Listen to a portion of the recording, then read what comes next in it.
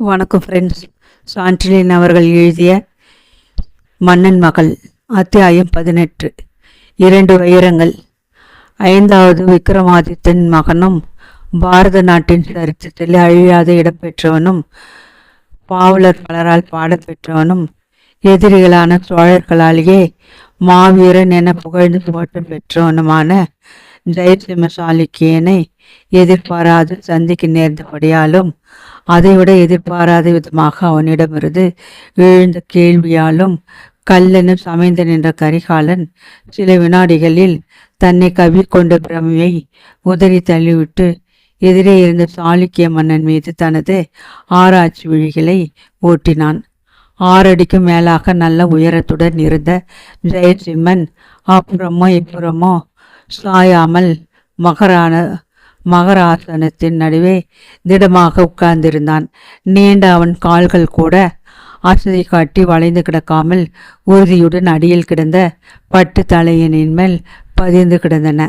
எந்த இடத்திலும் அதிக பருமனோ இளைப்போ இல்லாமல் ஒரே சீராக இருந்த அவனுடைய தங்க நிறமேனியில் சதை அழுத்தமாக பிடித்து திட காத்திரமான உருவ தோற்றத்தை அவனுக்கு அளித்திருந்தது.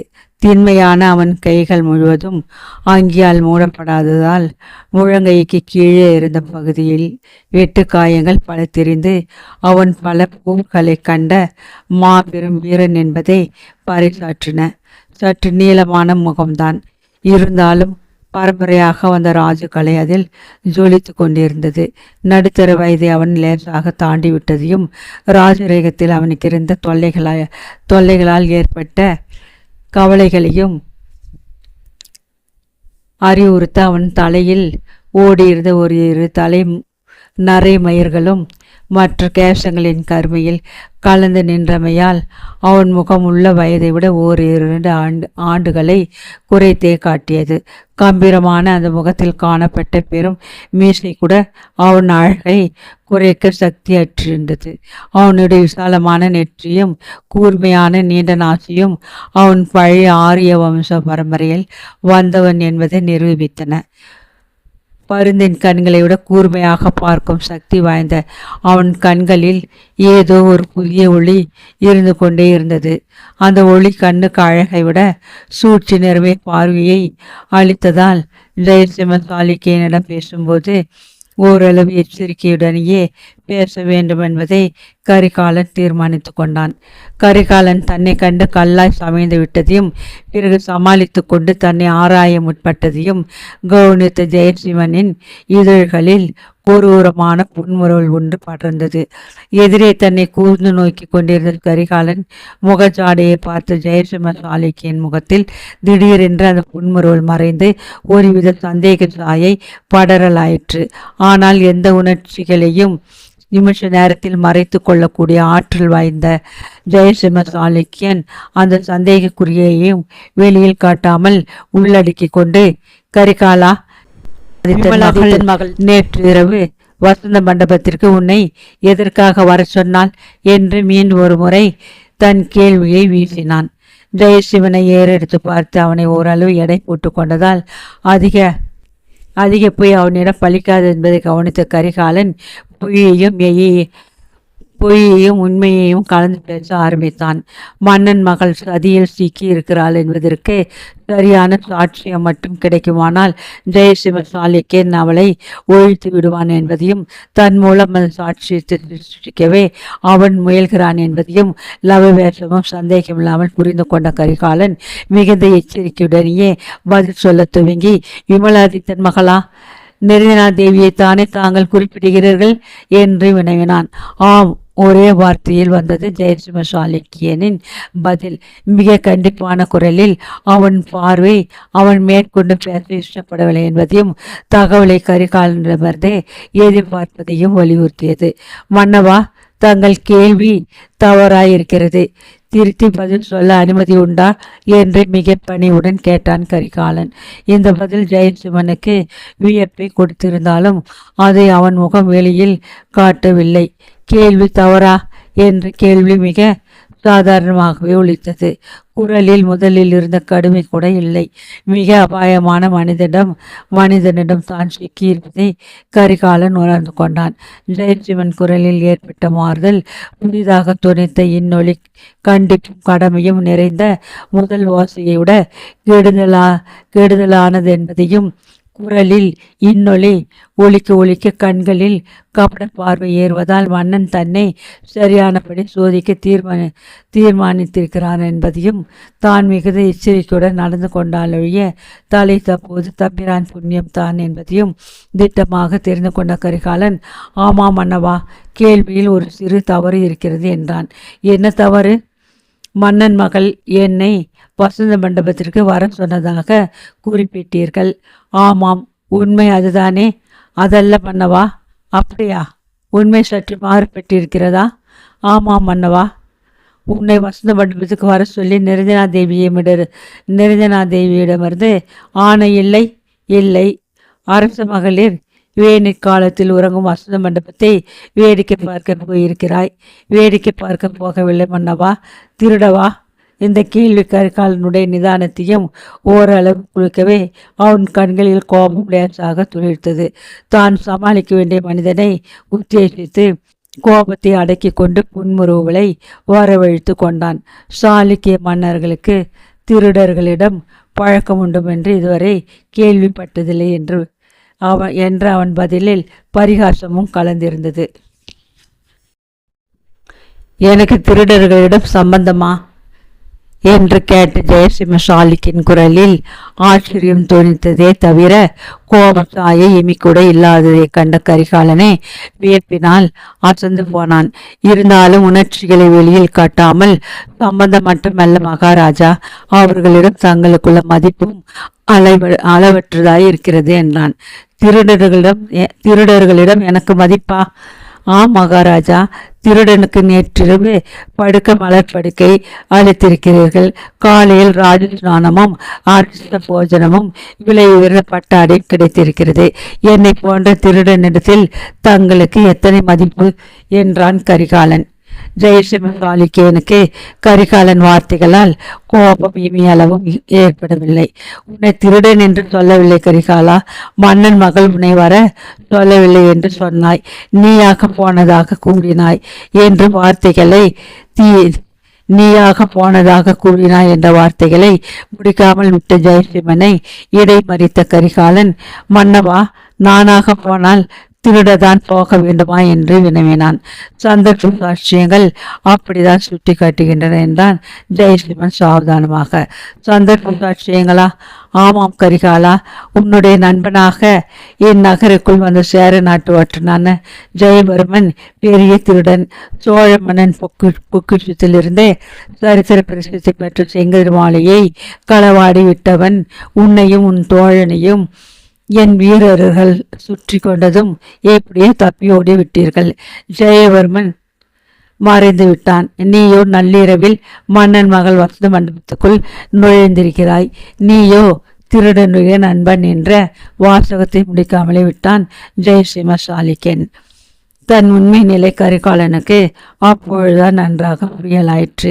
இந்த நாட்டில் காலடி வைத்ததிலிருந்து ஜெயசிம்மனுடைய ஒற்றர்கள் தன்னை கவனித்து வந்திருக்கிறார்கள் என்பதையும், தன்னுடைய ஒவ்வொரு நடவடிக்கையையும் அவ்வப்பொழுது ஜெயசிம்மனுக்கு அறிவிக்கப்பட்டிருக்கிறது என்பதையும் சந்தேகத்துக்கு சிறிதும் இடமின்றி தெரிந்து கொண்டான் கரிகாலன். ஜெயசிம்மன் நோக்கப்படி தான் நடக்காவிடில் தன்னை திருடன் என்று தூக்கில் மாட்டிவிட ஜெயசிம்மனிடம் தகுந்த அத்தாட்சி இருப்பதையும் அதே ஜெயசிம்மன் சுட்டி காட்டுகிறான் என்பதையும் புரிந்து கொண்ட கரிகாலன் கேட்டான், மன்னவா, என்னை திருடன் என்று தாங்கள் நம்புகிறீர்களா என்று. நான் எதையும் நம்பவில்லை. அரச மகளிர் தனித்திருக்கும் வசந்த மண்டபத்தில் நீ நள்ளிரவில் நுழைந்திருக்கிறாய். அத்தனை ரகசியமாக நுழையக்கூடியவர்கள் இருவர். ஒன்று நீ மன்னன் மகளிடம் வந்த ரகசிய தூதனாயிருக்க வேண்டும், அல்லது திருடனாயிருக்க வேண்டும். இருவரில் நீ யார் என்று கேட்டான் ஜெயசிம்மன். இந்த இடத்தில் கொஞ்சம் உண்மையை கலந்து கொள்ள வேண்டிய அவசியத்தை உணர்ந்த கரிகாலன், தூதன் மகாராஜா என்று பதில் சொன்னான். யாருடைய தூதன்? சோழ நாட்டு தூதருடைய தூதன். யார்? பிரம்மமாராயர் தூதனா? ஆம் மகாராஜா. யாரிடம் தூது அனுப்பினார்? அது தங்களுக்கு தெரிந்ததுதானே. இருக்கட்டும், கேட்பதற்கு பதில் சொல். மன்னன் மகளிடம்தான். எதற்காக? அவர்கள் அபிப்பிராயத்தை அறிந்து கொள்வதற்காக. எதை பற்றி அபிப்பிராயம்? தங்கள் ஆதிக்கத்தை வேங்கை நாட்டிலிருந்து அகற்ற பிரம்மமாராயன் முயற்சி செய்கிறார். இந்த பதிலை சொன்ன கரிகாலன் ஜெயசிம்மனை கூர்ந்து நோக்கினான். ஜெயசிம்மன் முகத்தில் எந்தவித உணர்ச்சியும் தோன்றவில்லை. ஏதோ நண்பனுடன் பேசுவது போன்ற சாதாரண குரலிலேயே ஜெயசிம்மன் கேள்விகளை தொடர்ந்து கேட்டான். அது சகஜம்தான். பிரம்மமாராயன் சோழ நாட்டு தூதர். சோழ நாடும் மேலை சாளுக்கிய நாடும் போரில் இறங்கியிருக்கின்றன. மேலை சாளுக்கியர்களின் கையை வேங்கை நாட்டில் ஓங்க விடாதிருப்பது சோழர் தூதர் கடமைதான். அதை பற்றி நான் கேட்கவில்லை. அவர் முயற்சிக்கு மன்னன் மகள் பதில் எப்படி இருக்கிறது என்று வினவினான் ஜெயசிம்மன். மன்னவா, தங்களிடம் அதை பற்றி சொல்வது நம்பிக்கை துரோகம் அல்லவா என்று ஏக்கத்தை காட்டினான் கரிகாலன். ஜெயசிம்மன் புருவங்கள் லேசாக ஒன்று கூடின.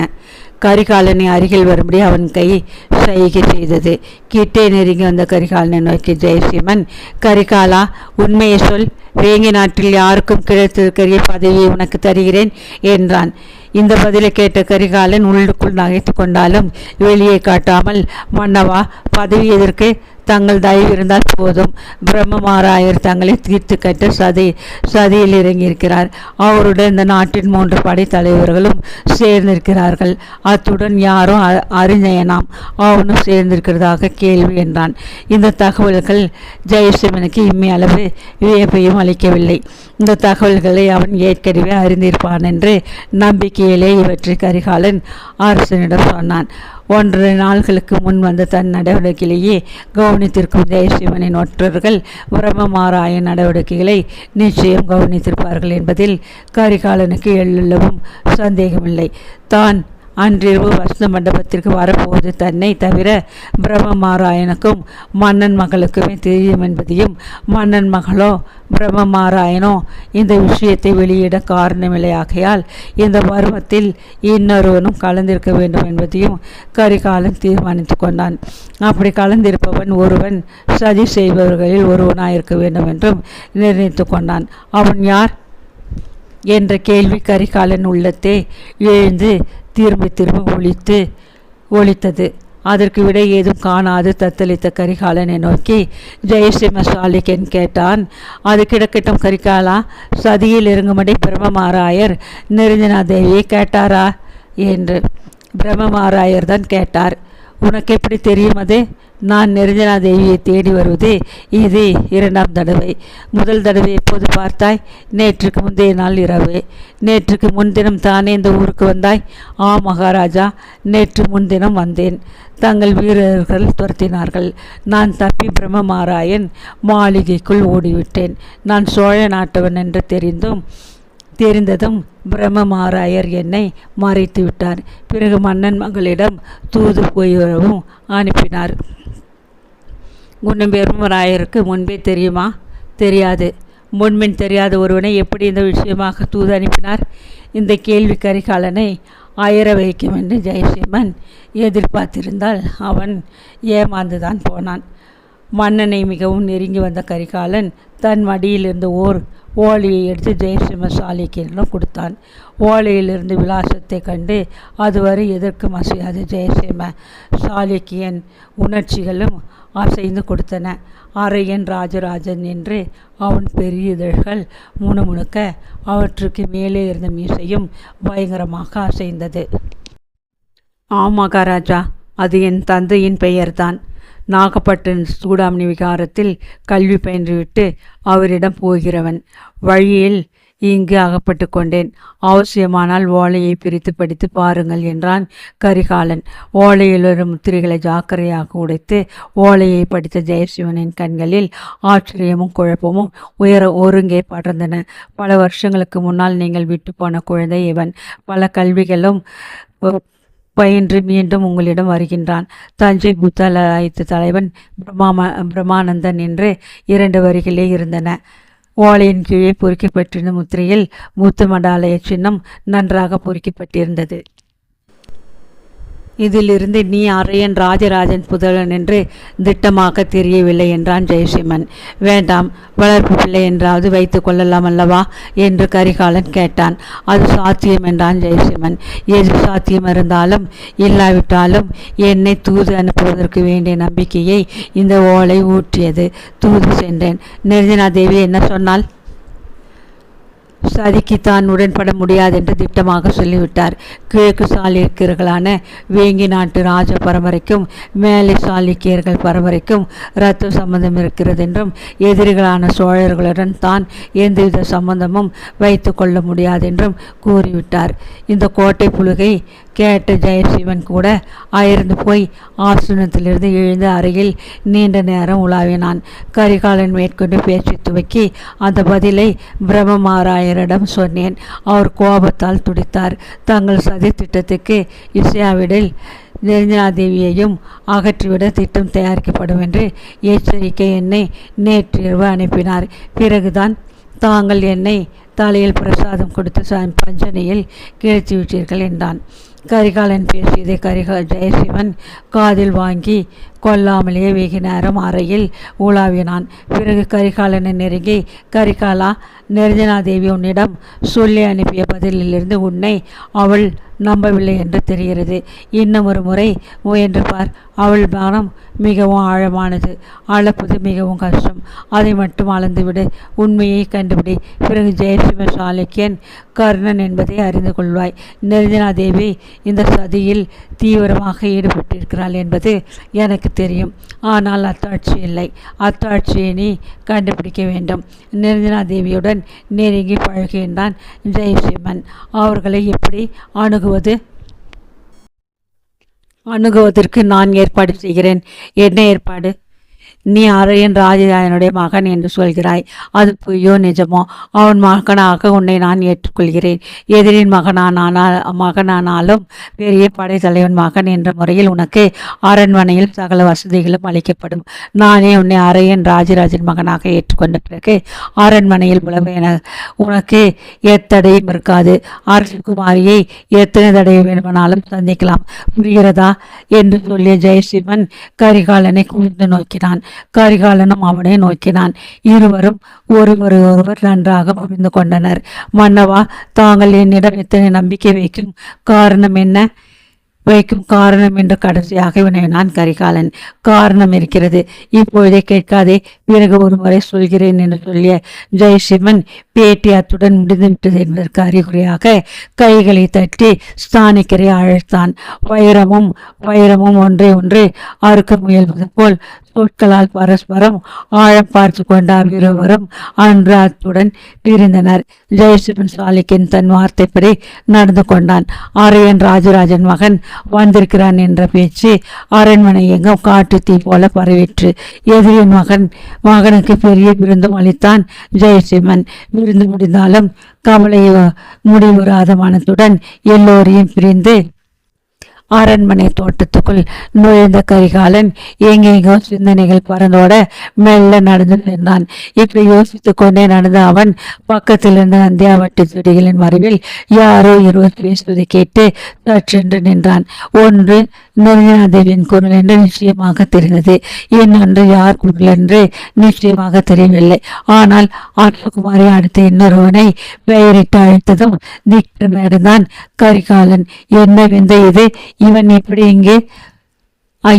இங்கே எப்படி வந்தான் என்ற கேள்வியும் தொடர்ந்து பல எண்ணங்களும் ஆளை போல எழுந்து தாக்கவே மன்னன் மகளின் கதி அதோ கதியாகிவிடுமோ என்ற நினைப்பால் அவன் உடலில் தீயிலும் ஊடுருவம் சென்றது.